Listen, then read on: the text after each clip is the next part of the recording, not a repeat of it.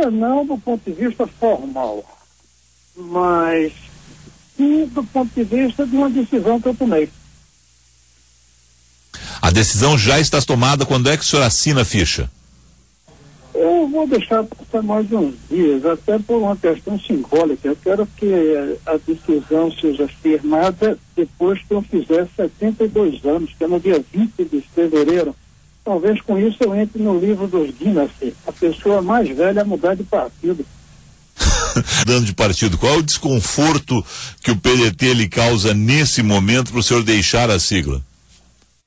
Veja bem, eu fui do PT 15 anos, saí do PT em 2005, quando eu senti que o PT tinha perdido o vigor de transformar a sociedade, tinha se acomodado.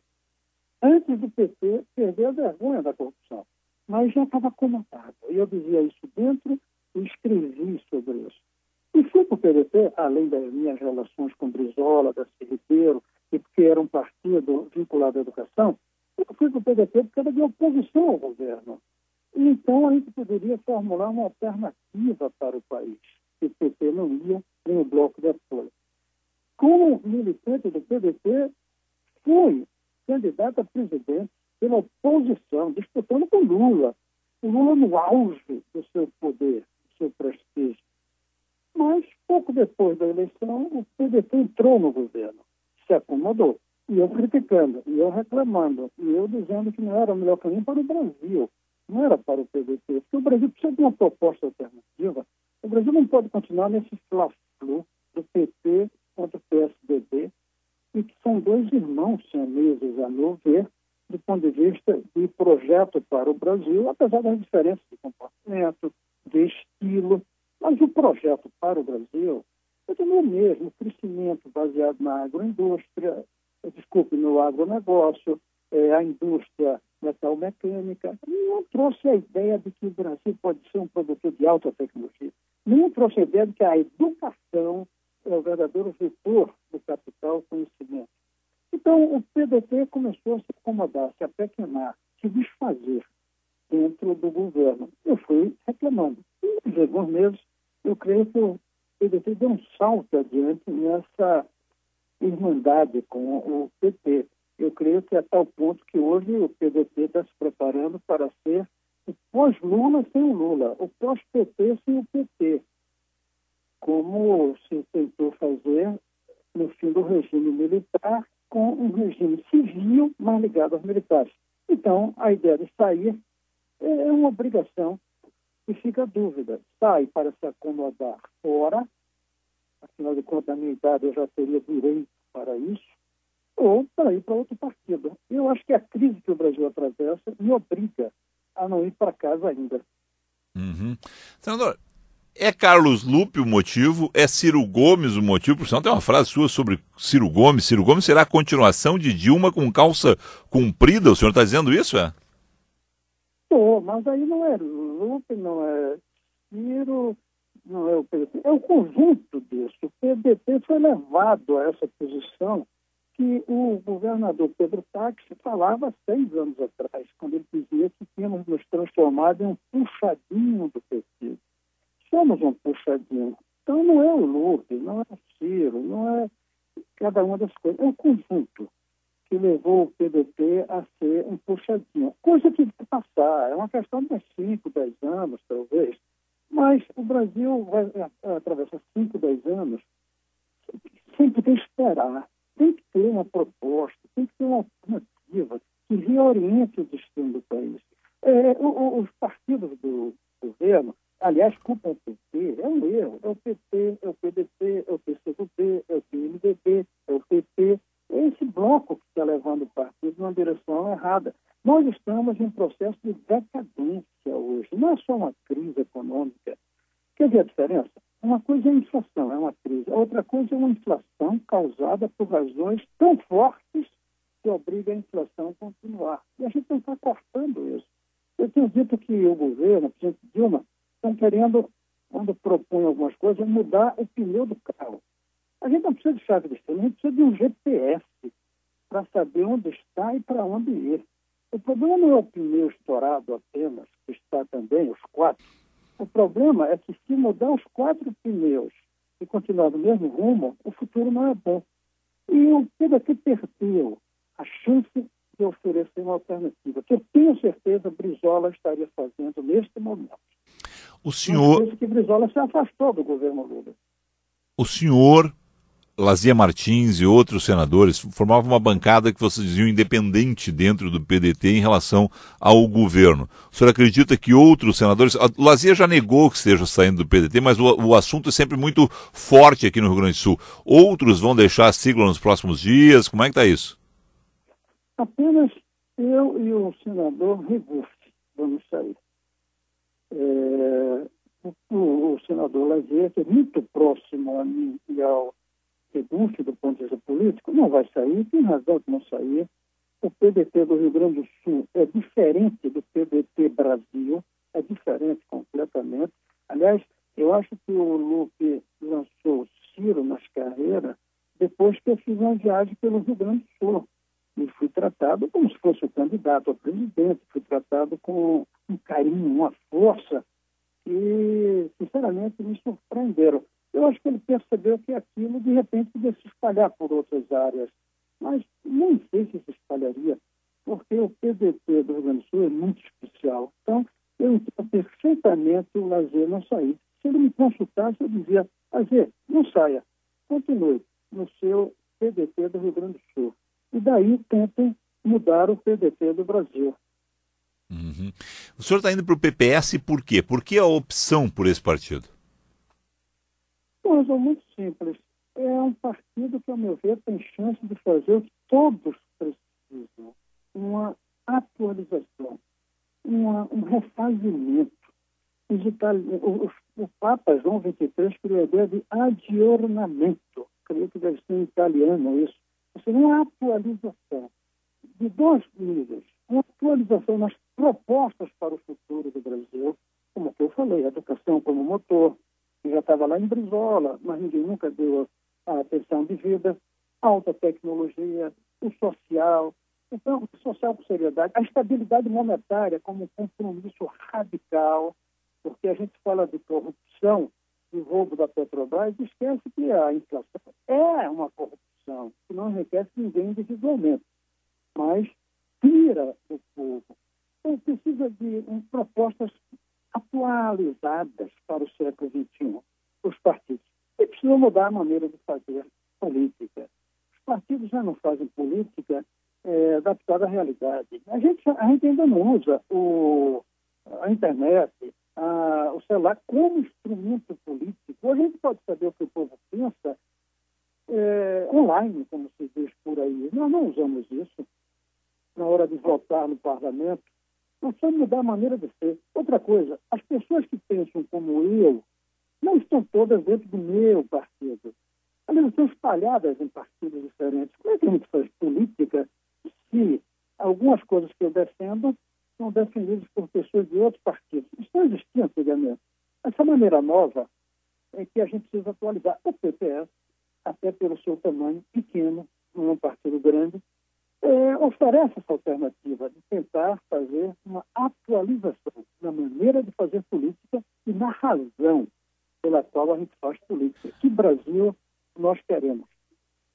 Bom, vários dos ouvintes aqui, que são seus fãs, assim, mas sair do PDT e entrar no PPS, que hoje é satélite dos tucanos, também não é uma grande troca. É o comentário. Eu estou fazendo aqui um resumo, mas são vários aqui, Ótimo. Uma meia dúzia de... Ótimo. Ótimo. Eu vou para o PPS com a convicção que é uma etapa anterior à plena certeza, que não existe, e que ele não vai ser satélite dos tucanos.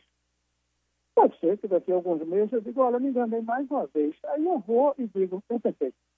Tentei até o final, não deu, deixa para os jovens. Eu vou escrever, vou voltar a dar mais aulas. Pode acontecer, mas eu sinto, e olha que eu estou indo sem exigir nada. Tem nenhum compromisso. Não sentei com o presidente Roberto Freire para discutir nada. Nem mesmo a minha posição, que não é favorável ao impeachment, e que o PPS tem tido. Eu não sou favorável. Também não sou contra, porque está na Constituição, eu quero analisar. Eu sou juiz do processo como senador. Então, eu não debati nada disso. De repente, é capaz até deles me obrigarem a ser a favor do impeachment antes do julgamento, e aí eles vão ter que me expulsar, vão ter que tirar, ou eu saio logo. Mas eu vou tentar. Eu achei que antes de sair do PDT e ir para casa, curtir o que eu ainda tenho de vida, eu acho que valeu a pena fazer uma experiência. Essa experiência, a meu ver, quando eu analiso todos os outros partidos, é o PPS. Claro que pesa aí, o político tem muito de emoção, pesa aí o fato de que Roberto Freire e eu sermos amigos desde Recife, quando ele tinha 18 e eu 18 anos. Sim. A gente sempre manteve uma boa relação de amizade, apesar de nunca termos sido do mesmo partido, nem quando a gente era estudante. Ele era do Partido Comunista e eu era ligado à esquerda católica. Mas mantivemos amizade, ele, a família, a mulher, os 5 filhos que ele tem. Isso pesa também, né? A pernambucalidade e a mesma geração, a luta em comum. Eu vou tentar. Perfeito. Bom, só para a gente fechar aqui, o senhor então nos próximos dias assina com o PPS, não há um compromisso seu nesse momento, inclusive, de ser candidato do PPS à presidência da República. Pode e se o PPS for vice de Aécio, fechado com o PSDB, pode ser o senhor conversou sobre essa possibilidade, o senhor vê essa possibilidade do PPS seguir atrelado aos tucanos, ou o senhor imagina que o partido vai ter uma candidatura própria? Como é que o senhor vê o quadro lá? Eu sei que estamos longe, mas é o quadro, né? A gente tem que analisar. Vamos lá. Primeiro, eu não conheci nada. Não tem nada, nenhum acordo assim, a não ser a ideia de que não vou para ser candidato necessariamente a presidente, eles não têm essa obrigação, e eu tenho liberdade de dizer na hora não quero ser, por qualquer razão. Então, o resto eu vou tentar construir. Sim, a outra coisa que tem sim, não é compromisso, mas de conversa, é que nós temos que atualizar o PPS. Então é isso. Agora, se o candidato do PPS for o Aécio, se eu apoiarei ou não, olha, vai depender do outro candidato. Eu, na última eleição, votei no Aécio no segundo turno, depois de ter votado na Marina no primeiro. Porque eu sabia o que ia acontecer. Qualquer pessoa que observasse as ações do governo Dilma nos últimos 2 anos, sabia que em 2015 ia ter essa inflação, o desequilíbrio fiscal, que ia ter que reajustar as tarifas. Eu não queria ficar com meu nome nisso. Eu disse o seguinte, vou votar no Aécio para ser oposição a ele. Porque ele vai ter, primeiro, a lua de mel que todo candidato, quando chega, tem. E a Dilma não tem. Tem um casamento velho, que ela depredou o patrimônio. Então, ele traria uma lua de mel por alguns meses. Segundo, ele teria mais condições de enfrentar os desequilíbrios criados. Teria por dizer, não é culpa minha. Eu não prometi na campanha que ia fazer isso. Votei nele. Então, a eleição, você nunca apresenta o candidato que você desenha. É o candidato que você tem alternativa. Eu vou esperar. Agora, eu espero que a gente tenha coisa mais à esquerda do que a Aécio. Com mais propostas. Quando eu digo esquerda, precisa até definir. Ou seja, coisas que queiram mudar o Brasil. Que não digam, como o PT diz hoje, já fizemos muito, já está bem. É o que o PT diz hoje. Quando a gente critica o PT, o que o PT diz? Mas nós criamos, implantamos a Bolsa Família para 12 milhões, Fernando Henrique só tinha feito 4. Nós incorporamos a classe baixa na classe média, que é falso isso. Além disso, foi só o consumo, está aí o saneamento faltando. Então, eu espero que a gente tenha uma candidatura que você pode chamar redonda ou quadrada, esquerda, direita, azul ou vermelha, mas que seja transformadora do Brasil, que é o que o Brasil precisa, com responsabilidade, com seriedade. Eu espero que tenha algum candidato mais próximo ao que eu sei para o Brasil do que Aécio Neves. Mas se não tiver, eu vou votar no que estiver mais próximo do que eu desejo. Olha, no primeiro turno, a gente vota em quem é mais próximo da gente. No segundo, quem é menos distante. Tá bem. Senador, quero agradecer mais uma vez. Só tem uma última pergunta. Eu fiz aqui um comentário antes até das 10 da manhã, dizendo o seguinte, que pode se criticar ou não, mas o senhor todos os candidatos que eu vou entrevistar naquela fase pré-eleitoral, vêm aqui e me dizem educação, investimento em educação, investimento em educação.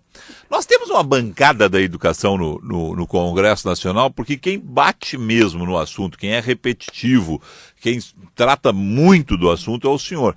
Quantos outros o senhor localiza com essa bandeira da educação no Congresso, a exemplo do senhor aí, dessa luta aí?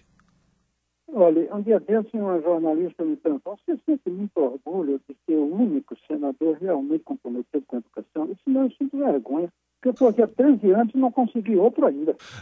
Eu já devia ter conseguido algumas, é uma fragilidade minha de articulação. Mas já tem muitos diversos, aliás, que já percebem. O Brasil está percebendo já. Agora, falta ele chegar e dizer que só é isso mesmo, só federalizando a educação, um novo sistema, não federalizando isso aí, porque isso aí não tem mais solução. Só um novo sistema federal é que vai tirar o Brasil dessa situação. Está faltando, eu faço meu esforço. E eu espero que as coisas viram uma ideia forte quando chega a hora delas. Eu acho que está chegando a hora da educação. Senador Cristóvão Buarque, obrigado ao senhor aí, vamos acompanhar a troca e as repercussões depois da sua saída do PDT para o PPS. Um bom dia de trabalho.